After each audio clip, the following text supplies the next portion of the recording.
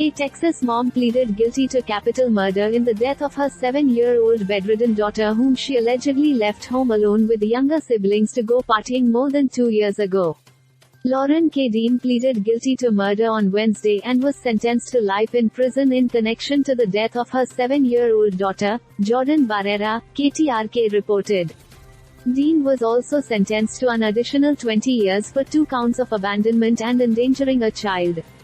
According to the criminal complaint, Dean had left her 3 children, including the 7-year-old girl who was bedridden due to medical conditions, home alone so that she could go to nearby Shades Bar.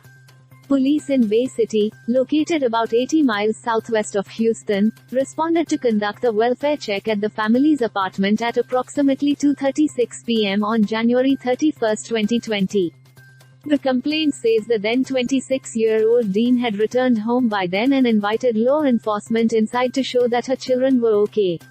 But upon entering the apartment, officers located a deceased girl.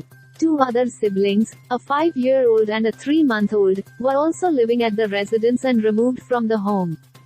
Dean was initially booked into Matagorda County Jail on 3 separate, second-degree felony charges of the abandonment and endangerment of a child, placing them in imminent danger of bodily injury.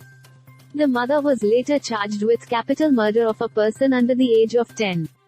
KTRK reported that Barrera, who was diagnosed with Down syndrome and cerebral palsy and was non-communicative, required a feeding tube and round-the-clock care.